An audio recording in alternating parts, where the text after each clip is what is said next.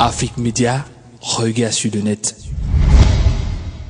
Hello, welcome to your program on Afrique Media. Always a pleasure to have you connected to receive all what makes a buzz on your web pages. Without much ado, let's take a look at this video, which has got more than 1,000 people watching it, giving to us a brief understanding of the Tuareg and Islamist institutions installed in the town of Gao. Des combattants islamistes partout dans la ville.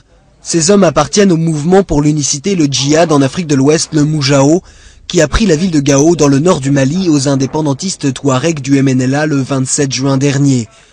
Un bastion de plus pour les groupes liés à Al-Qaïda qui contrôlent aussi Tombouctou et Kidal, les deux autres villes principales du nord. Alors que dans la capitale Bamako, le gouvernement est toujours en cours de formation, les islamistes profitent de ce temps précieux pour s'installer et recruter. Troisième brigade, c'est en cours de constitution. Les gens sont en train de recruter. On est en train de recruter. Même hier, même aujourd'hui, même il y a un élément qui est venu. La population de Gao doit, elle, s'habituer à vivre avec ses nouveaux occupants. Certains ont peur que les islamistes fassent ce qu'ils ont fait à Tombouctou, détruire les mausolées de la ville. Maïga cherche à protéger la mosquée des Askia, vieille de plus de 5 siècles. La plupart des bois sont d'origine et ce monument fait la fierté de la ville et du pays. Les Arabes sont venus visiter ici, les Moujahidines ainsi que celles de MNLA. Mais j'espère bien qu'ils étaient bien accueillis par moi et j'espère bien qu'ils ne vont pas faire aucun mal pour ce monument. Pour préparer le ramadan, la population de Gao a pu recevoir des vivres, un don du CICR. Ici, les islamistes du Moujao appliquent une charia moins stricte qu'à Tombouctou, contrôlée par le groupe Ansar Dine. Le Moujao aujourd'hui ici dans le ramadan, ils peuvent faire leur ramadan comme ils veulent, mais nous, pas d'imposition. Nous allons faire ça comme les années précédentes. Pour le moment, les islamistes campent tranquillement dans toute la partie nord, après le coup d'État du 22 mars dernier qui avait renversé le président Amadou Toumani Touré. Un gouvernement d'union nationale devait être formé. Ce n'est toujours pas fait. Restons en Afrique et cliquons sur le Bénin où après le scandale d'un possible empoisonnement du président Poni Yayi, les populations viennent apporter réconfort et réassurer de leur soutien l'élu du peuple. La première délégation à rencontrer le président Boni Yayi ce vendredi est une délégation des élus de l'Atlantique. Cette délégation comprenait également les militants et cadres du département. Choqués par la nouvelle de la tentative d'empoisonnement qui a visé le premier magistrat du pays, la délégation de l'Atlantique, conduite par les honorables Claudine Prudencio et Grégoire Akofodi, est venue à son tour présenter sa compassion au chef de l'État et le réconforter dans l'épreuve qu'il traverse.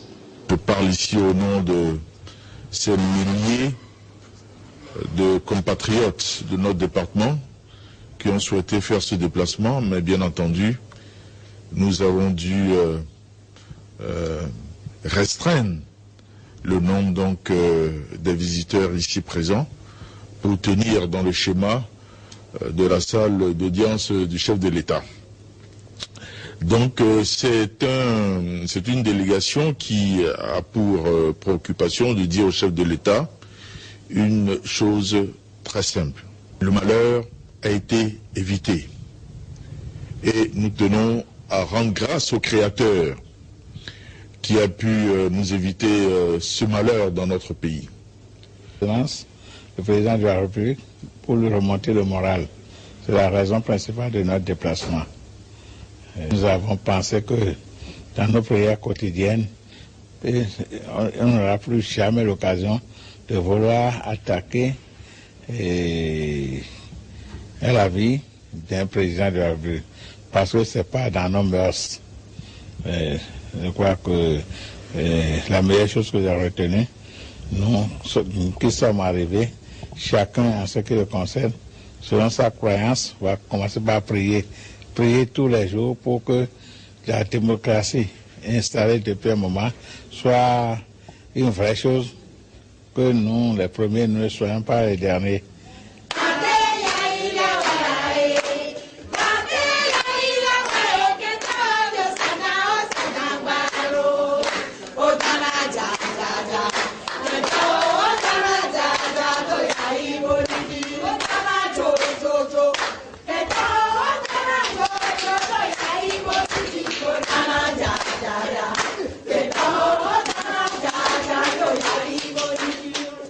Par une forte animation, les sages, notables députés élus locaux, cadres et dignitaires des départements du Mono-Koufo se sont employés eux aussi à remonter le moral du chef de l'État. Ils ont prié également pour le président de la République.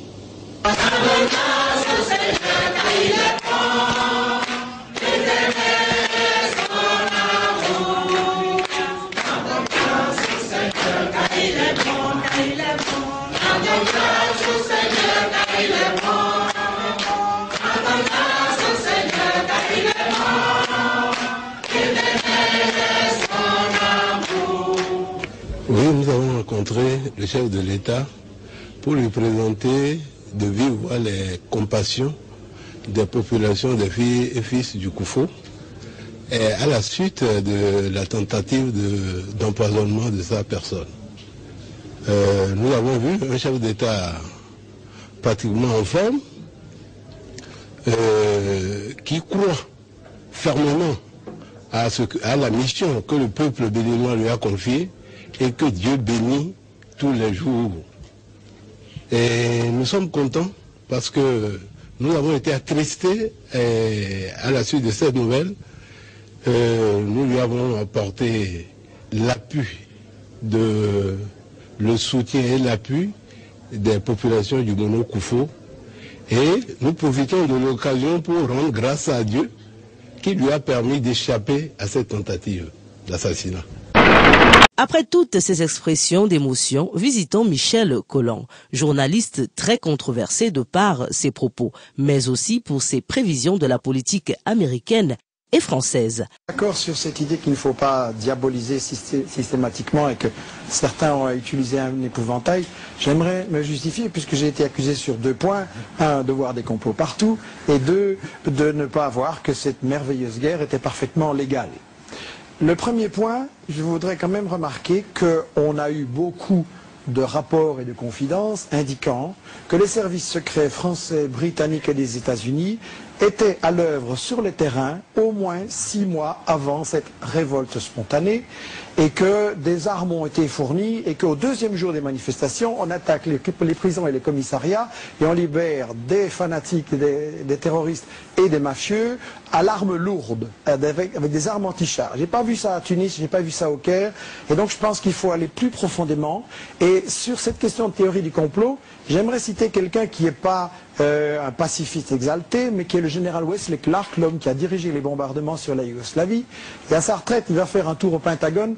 On est là en novembre 2001. Les États-Unis sont en train d'attaquer l'Afghanistan et il va bavarder avec un général avec qui il a travaillé. Et le général lui dit, si vous le permettez, j'ai ici une note venue d'en haut, donc du ministre de la Guerre Rumsfeld, qui décrit comment nous allons prendre 7 pays. L'Irak, la Syrie, le Liban, la Libye, la Somalie, le Soudan et pour finir l'Iran. On est fin 2001. Alors il faut réfléchir que ces guerres ne sont pas décidées au dernier moment parce qu'il y a quelques manifestants qui se font tuer, pas du tout dans les proportions qu'on a racontées. On a parlé de bombardements sur la population, mais tous les rapports d'Amnesty, Human Rights Watch, etc. disent que c'est un bobard. Churchill disait la première victime de la guerre, c'est la vérité. Et on a commencé la guerre contre l'Irak avec les armes de destruction massive, l'alliance avec Al-Qaïda, et puis après on s'est aperçu qu'on avait complètement manipulé l'opinion. Et le deuxième point, cette guerre soi-disant légale et merveilleuse, je voudrais rappeler que disait exactement la résolution 1973 que vous citiez. Elle disait cessez-le-feu, embargo sur les armes, zone d'exclusion aérienne et interdiction d'intervenir au sol. Parce que le prétexte de départ, c'était de protéger les populations civiles. Entre parenthèses, on a fait exactement le contraire. On a attaqué pendant 6 mois, on a livré des armes à un camp, on a utilisé l'espace aérien pour ce camp et on a déployé des agents occidentaux sur le terrain. Donc il faut voir qu'en fait, on s'est fait avoir dans cette chose-là et il faut voir à qui profitent les crimes, quels étaient les intérêts derrière. Il y avait un plan de toute l'Union africaine, il y avait aussi toute l'Amérique latine qui avait fait un plan de cessez-le-feu et de paix accepté par Kadhafi, qui prévoyait un cessez-le-feu, des élections, une nouvelle constitution, un contrôle international. C'était quand même la meilleure manière d'arrêter les massacres. Qui l'a refusé? L'OTAN et les insurgés. Parce qu'il n'était même pas sûr, à mon avis, vu que Kadhafi avait un soutien beaucoup plus grand que ce qu'on dit, il n'était même pas sûr de l'emporter. Faisons un tour aux USA où un panneau à l'entrée d'un restaurant crée la polémique. Sur ce panneau, on retrouve l'expression du choix du candidat pour la présidentielle, candidat que le propriétaire des lieux ne voudrait pas revoir à la Maison-Blanche. Et cela à travers des mots assez douteux et du genre raciste. Good afternoon. Several times today we've seen people actually pull over and stop on the side of the road on Highway 120 here to take a look at the other side of this sign where there's a racial slur. This is a sign that county officials call embarrassing. Because I couldn't believe it was just in public view like that. So. Carl Norman is talking about this sign in which we blurred out the racial slur. He drove by it Saturday on Highway 120 in Paulding County. The sign in front of the Georgia Peach Oyster Bar details the owner doesn't support Barack Obama and the White House, but uses the N-word to refer to the president. This world is supposed to be a peaceful world, not a world with hatred. And this shouldn't be here today. He needs to wake up and realize it's 2012. Bar owner Patrick Lanzo tells me he's posted controversial signs outside his bar and restaurant for 26 years and says he's practicing free speech. I say just because you're offended by it doesn't mean you don't have the right to say something just the opposite. Do you feel bad at all that some people really are offended and hurt by seeing that word in print on your sign? No, ma'am, I don't feel bad about anything whatsoever. Therefore, they can go out and put their own sign in their own yard, and I will not be offended by their sign in their own yard. So it's ironic that the list of house rules inside Lanzo's bar lists one of the rules as no foul language. Residents of the small Draketown community have mixed response. Everybody's entitled to their own thought. It's not something I'd put out in front of mine, but, you know, everybody's got their own opinions about everything. Some are afraid of the perception this gives Paulding County. I think it's terrible. I mean, I think if they want to put out their opinion and stuff like that, they should just do it, you know, not for everybody to see. Well, Paulding County Administrator Mike Jones told me he's well aware of this sign and says he considers it repulsive, embarrassing, and offensive. He says if there's anything the county could do about the sign, it wouldn't be here. Reporting live in Paulding County, I'm Julia Reynolds, Fox 5 News. Julia, thanks. Revenons sur le film qui a bouleversé le monde islamique et causé la mort de l'ambassadeur américain en Libye. Une vidéo qui entraîne dans son sillage plus de 1000 visites. Tout est parti de cette vidéo, un film de près de 14 minutes intitulé L'innocence des musulmans, film dans lequel le prophète Mahomet est tourné en dérision. Il y est dépeint comme un escroc, est montré en train d'avoir des relations sexuelles et d'appeler à des massacres. L'islam y est décrit comme un cancer. Une vidéo blasphématoire pour plusieurs milliers de manifestants qui se sont attaqués à l'ambassade américaine du Caire. Un drapeau américain a été déchiré, des coups de feu ont également été tirés. Tous les Égyptiens devraient descendre dans la rue pour exprimer leur colère, parce que ce qui s'est passé est absolument inacceptable. Et c'est à Benghazi, en Libye, que les manifestations ont été les plus violentes. Hier, un groupe armé a attaqué le consulat des États-Unis et mis le feu au bâtiment. Un fonctionnaire américain a été tué et un autre blessé. Mais difficile de dire avec certitude d'où et de qui émane ce film. Selon le Wall Street Journal, il aurait été réalisé par un promoteur immobilier israélo-américain vivant en Californie. D'autres sources affirment qu'il a été réalisé en arabe par 2 chrétiens coptes égyptiens vivant aux États-Unis. La secrétaire d'État américaine Hillary Clinton a en tout cas condamné ces violences, affirmant que si les États-Unis avaient toujours défendu la tolérance religieuse, ils ne sauraient jamais justifier des actes de cette nature.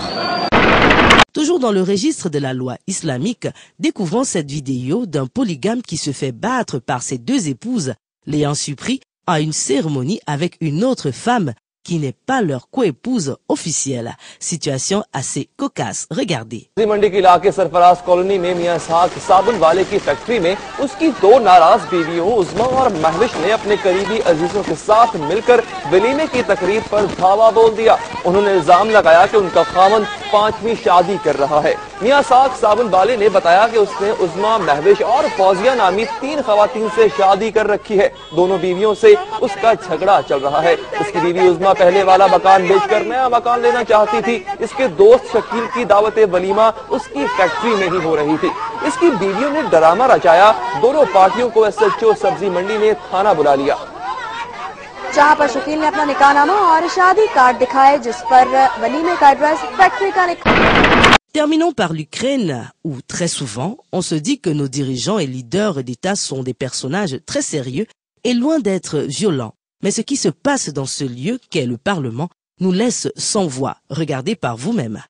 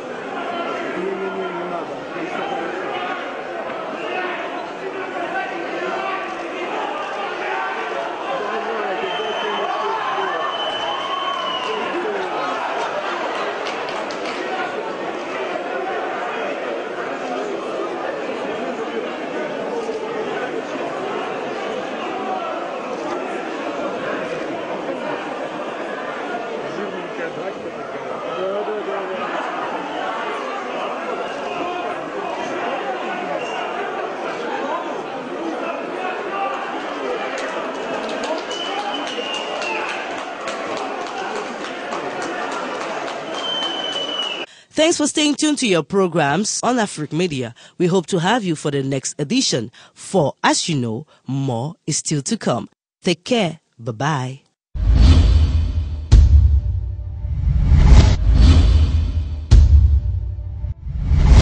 Afric Media, regard sur le net.